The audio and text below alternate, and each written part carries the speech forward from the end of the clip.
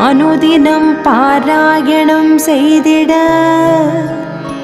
அவளருளால் அனைத்து செல்வங்களும் நலன்களும் பெற்று ஆனந்தமாய் வாழ்ந்திடுவோம்.